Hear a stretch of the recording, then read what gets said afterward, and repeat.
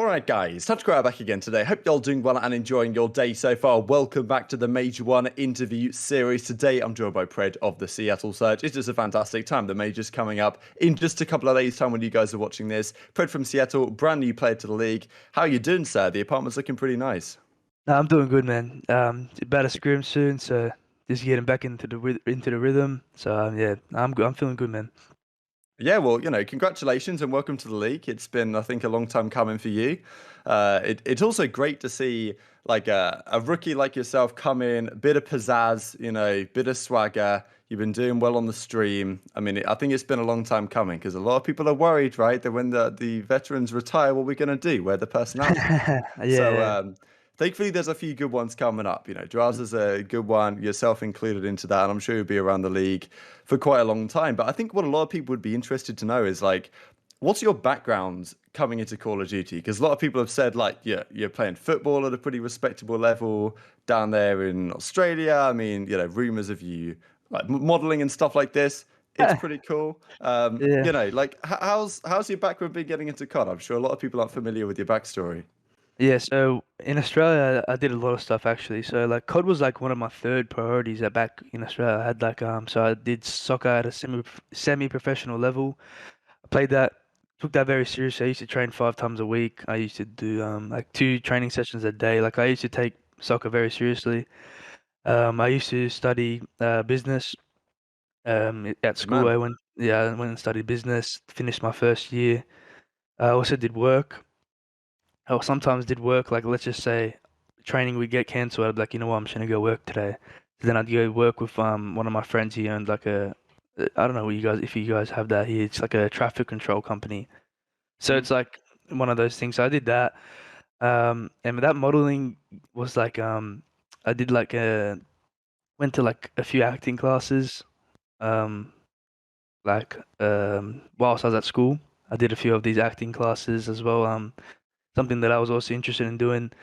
But yeah, I did a whole bunch of stuff, man, before I started taking COD very seriously. You do it all, man. That's an impressive resume, no doubt. Yeah, So, I yeah, was so good busy, man. work. I was a busy man.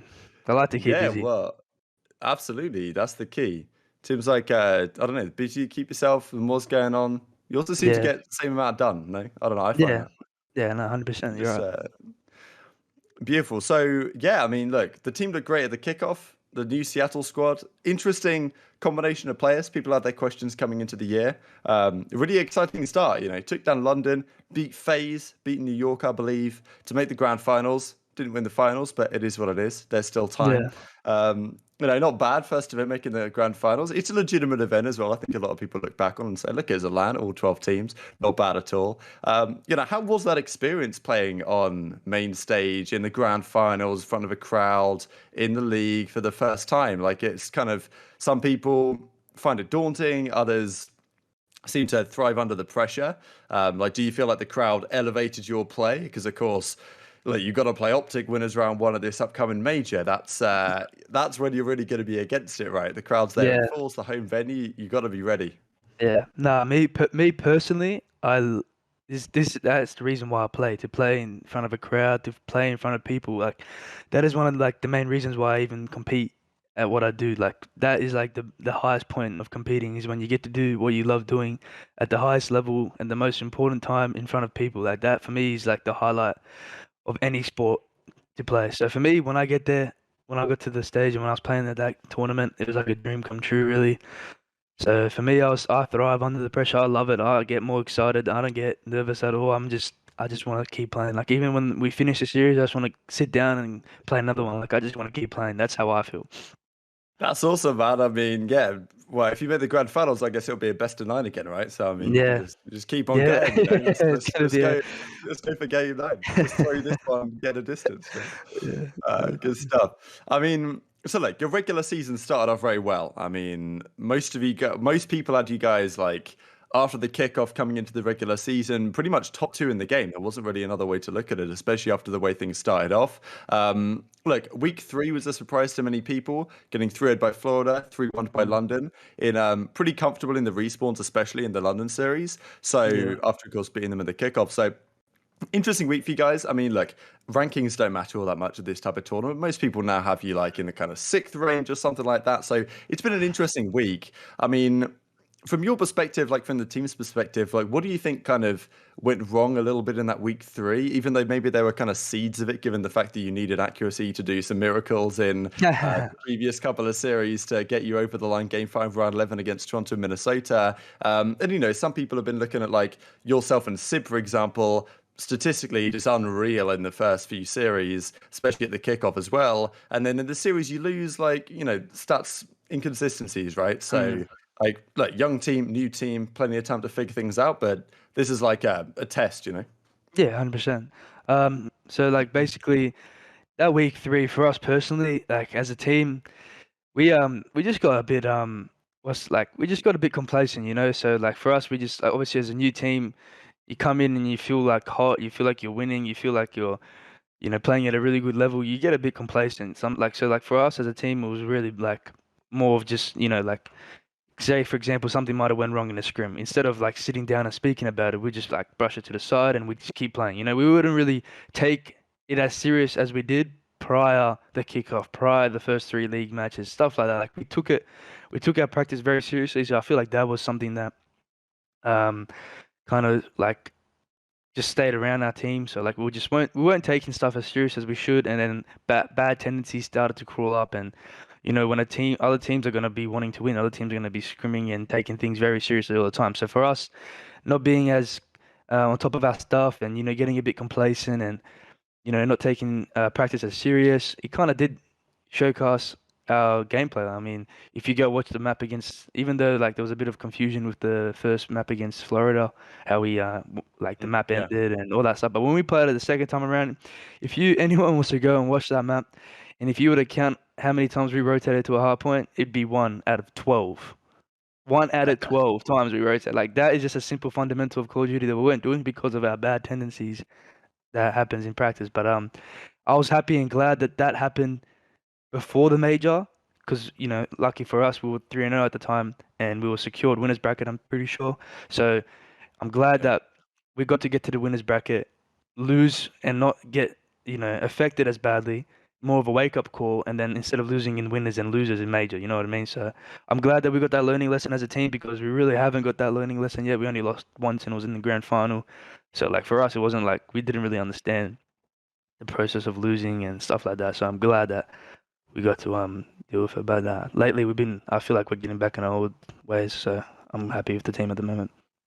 Scary to hear. I mean, I think FaZe have said similar things as well in the previous couple of seasons, or especially last year, right, when they obviously dominated the whole year pretty much. But like losing, it's difficult if you're FaZe dominating every single major pretty much to keep up the level of, keep putting in the most time of any team, like keep putting in the grind. I think that they felt that there was like a couple of series. Obviously, the stage 5 loss was pretty big for them. Like after they lost stage 5, it just felt like, okay, they're winning chaps. Like they're just Yeah. gonna go like and just go next level. I think they had a couple of series like that last year, where as soon as they lost, it was like, okay, hang on, we're not, we're not God, right? We can lose, and that helps to know. Final question before Yeah. we talk about the major. How's the dynamic within the team right now? Because obviously, how are you finding the Lamar School of Discipline? You've got Brandon Novus, right, as the GM, Phoenix as the coach. I imagine it's a much more kind of rigid, professional environment than you've dealt with before, especially in the Call of Duty side, right? Obviously, say pro soccer. But, the question I really have is, how does the team ensure that the environment it creates is beneficial for all the players on the team? Because you might like a slightly different coaching style than the other guys, and it's about managing that. And I know that Seattle, and I'm sure Brandon especially, wants to make sure that that's the case as much as possible. So I wonder Yeah. how you felt fitting into that. Okay, so basically, obviously, everyone's different. Everyone likes different approaches. Everyone likes different ways of, being spoken to or addressing certain situations. So I feel like it just all comes down to communication. So like, I feel like that's one thing that our team's really good about. Everyone just communicates with one another, so then everyone knows like how to approach, how to speak to one another about in-game situations, out-of-game situations, just little stuff like that. I feel like our team dynamic, from the coaching staff into towards the players, and like all that kind of stuff. I feel like it's really good, honestly. Like we have no everyone knows that there's no bad intentions. It's just all for the better of the team. And I think, like I said, the most important part is the communication.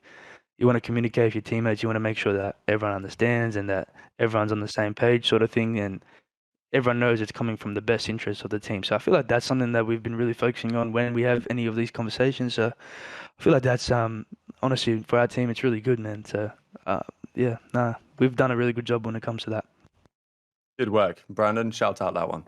that. Okay, let's talk major. This coming weekend, you play first round against OpTic. As I say, it's not easy. If maybe things went different in the last couple of games, then you would have had maybe an easier matchup. But it is what it is. As you say, if you're improving, and at the end of the day, if you want to win the entire thing, you're going to have to beat an OpTic or a FaZe or a team like that at some point. Might as well get it out of the way early on when they're, I guess not warmed up, potentially coming out slow, whatever the case might be.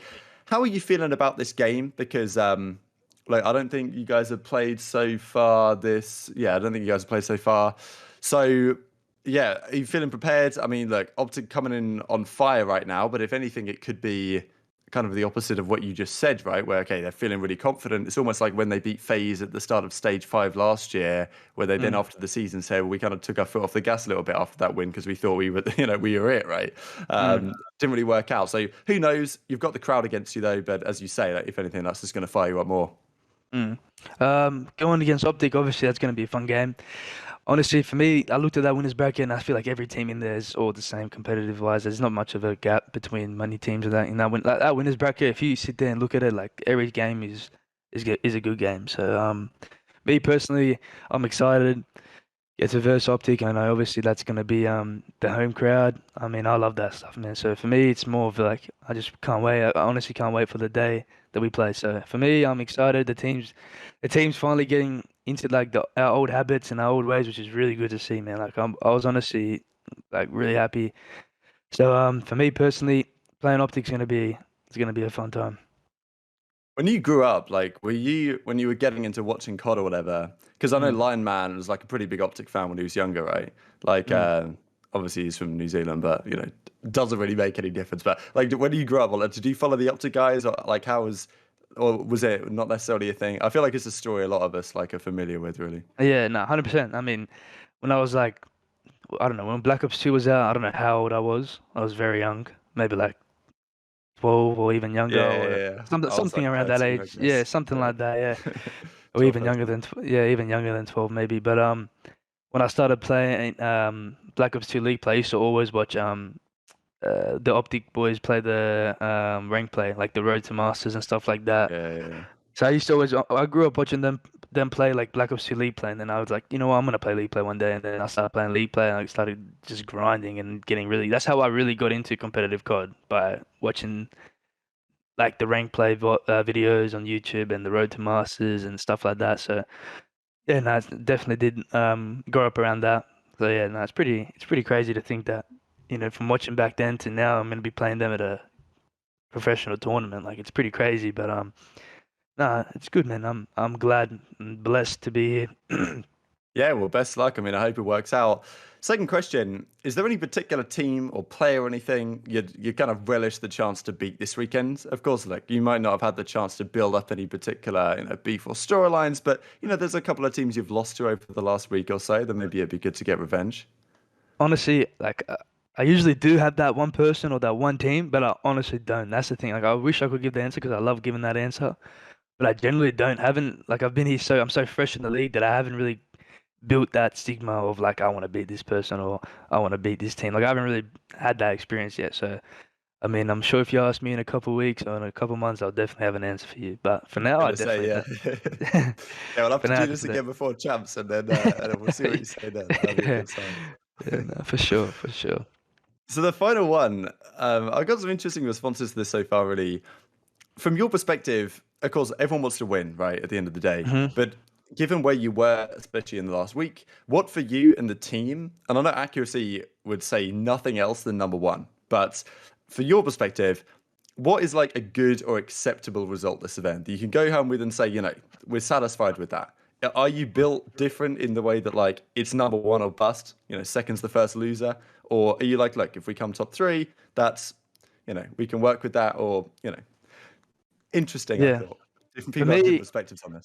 yeah, no, you're right. For me, I'm the same. For me, it's number one. If you don't win, like it honestly doesn't matter. To me, if I was to come second, third, anything, I honestly would feel the same way as if I lost any type of way. Like if I lost first round, if I lost second round, like I'd feel the exact same. I mean, for me, it's all about winning. Like if I don't win, I just won't be satisfied. And even if I did win this tournament, one, I'll be happy, but I still wouldn't be as satisfied because the year's still long.